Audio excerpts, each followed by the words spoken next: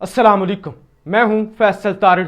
खेल जी यकसर तब्दील हो चुका है और मामलात अब इंपोर्टेड हुकूमत के लिए मुश्किल हो चुकी हैं।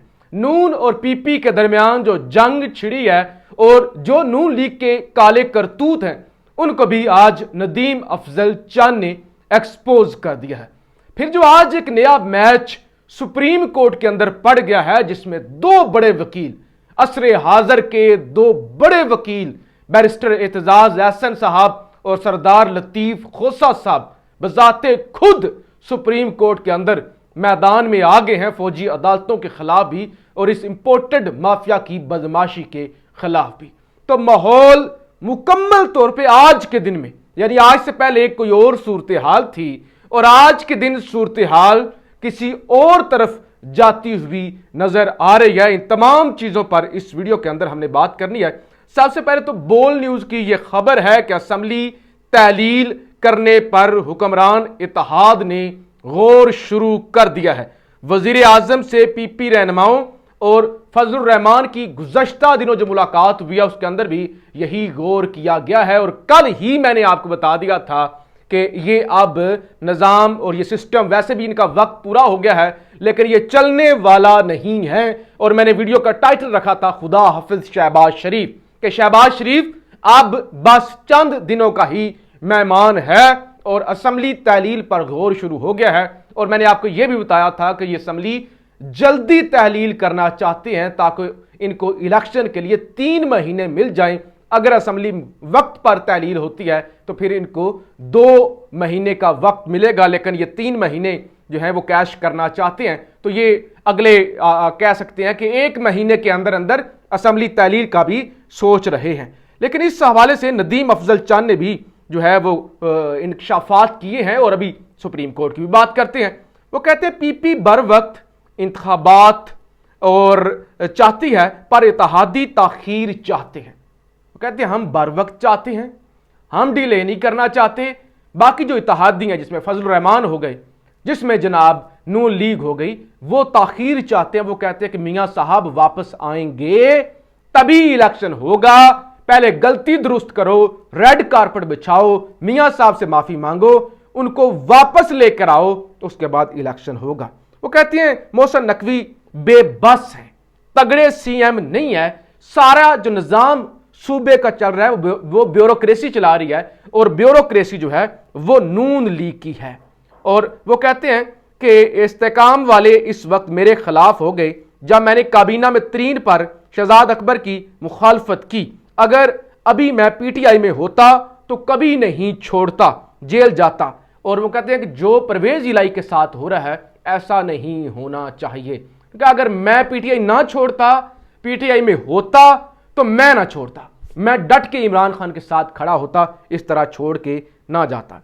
उन्होंने कहा कि इस सियासत से, जो इस वक्त मुल्क के अंदर सियासत हो रही है ना, इससे मायूस हूं, मैं सीरियस तौर पे सोच रहा हूं, संजीदगी से सियासत को छोड़ने का सोच रहा हूं।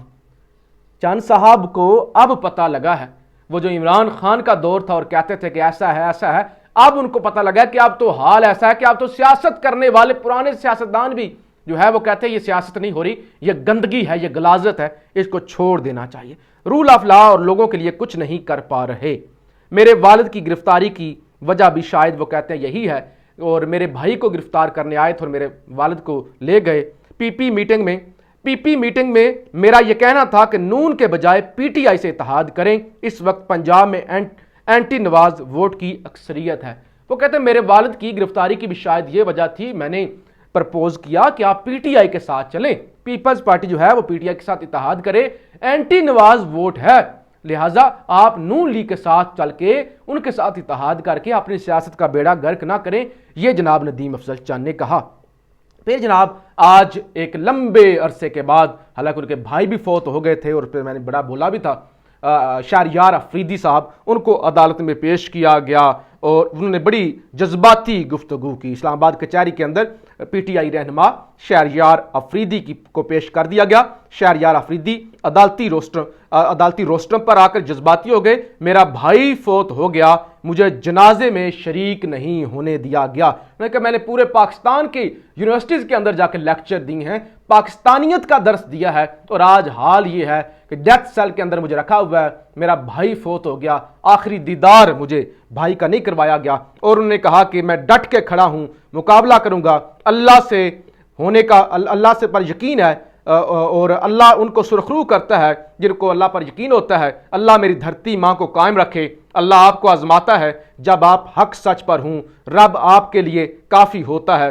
ये भी शहरयार अफरीदी ने गुफ्तगू की कि मैं अफरीदी हूँ, मैं अपने कबीले की नाक नहीं कटवाऊँगा, मैं प्रेस कॉन्फ्रेंस करके घर नहीं जाऊँगा, मैं मुश्किलात का हर हाल में मुकाबला करूँगा। अब जो सबसे बड़ी चीज़ है वो मैं आपके सामने रखता हूँ कि बैरिस्टर एतजाज़ एहसन ने सुप्रीम कोर्ट में सिविलियन के फौजी अदालतों में ट्रायल के खिलाफ दरख्वास्त जो है वो लतीफ़ खोसा और सलमान अकरम राजा के तवस्सुत से दायर कर दी है। सुप्रीम कोर्ट में दरख्वास्त गुजार एतजाज़ एहसन साहब होंगे और उनके वकील लतीफ़ खोसा साहब और सलमान अकरम राजा होंगे। बड़े तीनों बड़े चोटी के वकील, और एतजाज़ एहसन लीड करने वाले वकला मूवमेंट को, और लतीफ़ खोसा साहब साबिक़ गवर्नर जिनके घर पे हमला भी हुआ जी, खुलकर बड़े नाम, यानी वकला में बड़े नाम जो है वो इस वक्त मैदान में आ गए हैं। इसके अलावा उन्होंने गुफ्तगू भी की है। मारूफ कानूनदान एतजाज़ एहसन ने कहा है, आज मैंने अपनी तरफ से अपनी मदय्यत में फौजी अदालतों के क़याम के खिलाफ सुप्रीम कोर्ट में दरख्वास्त दी है। मेरा मौक़िफ़ है कि फौजी अदालतों का क़याम खिलाफ आइन है। पाकिस्तान पीपल्स पार्टी के मरकजी रहनुमा और सुप्रीम कोर्ट ऑफ पाकिस्तान के सीनियर वकील एतजाज़ एहसन ने हाता सुप्रीम कोर्ट में मीडिया से गुफ्तगू करते हुए कहा कि हम मानते हैं कि फौजी अदालतें पाकिस्तान के आइन के तहत नहीं लग सकती। इस बारे में हतमी फैसला 1999 में हो गया था। अदालत ने फैसला दिया था कि फौजी अदालतों का सिविलियन पर मुकदमा चलाने का कोई इख्तियार नहीं। आम अदालतें जब सजा सुनाती हैं तो इन्हें पूरी वजाहत लिखनी पड़ती है, मगर फौजी अदालतों को कोई दलाइल नहीं देने पड़ते। फौजी अदालतों में कोई अपील भी नहीं। इंसाफ का ना होना आइन के खिलाफ है। फौजी अदालतों में वकील कोई दलाइल नहीं देता। जब दलाइल ही नहीं तो कोई इंसाफ ही नहीं होगा। फौजी अदालतों में सिविल अदालतों की तरह अपील भी नहीं है। फौजी अदालतों में मालूम नहीं होता कि जज ने नतीजे तक पहुँचने के लिए क्या इस्तदलाल इस्तेमाल किया। और ये सारी चीज़ें उन्होंने 1971 को पाकिस्तान 2 लख्त हुआ, जुल्फ़िकार अली भुट्टो और बेनज़ीर भुट्टो की शहादत हुई, मुल्क में 4 बार आइन मुअत्तल हुआ, वो भी स्याह दिन थे। लियाकत हुसैन के फैसले के बाद कोई फौजी अदालत नहीं लगेगी। इसके बाद आर्मी पब्लिक स्कूल का अफसोसनाक वाक़या हुआ। इस साहने के पेश नज़र आइन में 21वीं तरमीम की। इस तरह फौजी अदालतें बहाल की गई, वो भी सिर्फ 2 साल के लिए। 2 साल के बाद ये महसूस किया गया कि अब बहुत सारे मुकदमात का ट्रायल रहता है, इसलिए 2 साल की तोसीह की गई। एतजाज़ एहसन ने अपनी गुफ्तगू में कहा कि लतीफ़ खोसा के घर पर हमले की मैं मुजम्मत करता हूँ। और फिर लतीफ़ खोसा ने भी जी मीडिया से गुफ्तगू की। जल्दी से आपको बताता हूँ क्या कहा। अच्छा जी, किसी आम शहरी का ट्रायल मिलिट्री कोर्ट में नहीं होना चाहिए। मेरे घर हमले का कोई नामजद मुल्ज़म नहीं। तहकीकाती एजेंसियों का काम है कि वो इस मसले को हल करें। अच्छा, ज़िंदगी मौत अल्लाह के हाथ में है और मेरे और कोर कमांडर घर की एक जैसी अहमियत है। जरदारी मुल्क से बाहर गए हैं। पॉलिटिकल सेक्रेटरी ने राब्ता किया। तहरीक इंसाफ के चेयरमैन ने भी घर पर हमले की मजम्मत की। पार्टी तनकीद को बर्दाश्त करती है, यह खूबसूरती है। जरदारी से पहले मैं पार्टी में था। जरदारी ने नून लीग को अवाम की नज़रों में गिरा दिया है। पार्टी से मेरा कोई इख्तलाफ नहीं। बिलावल को शहबाज शरीफ का वजीर नहीं बनना चाहिए था।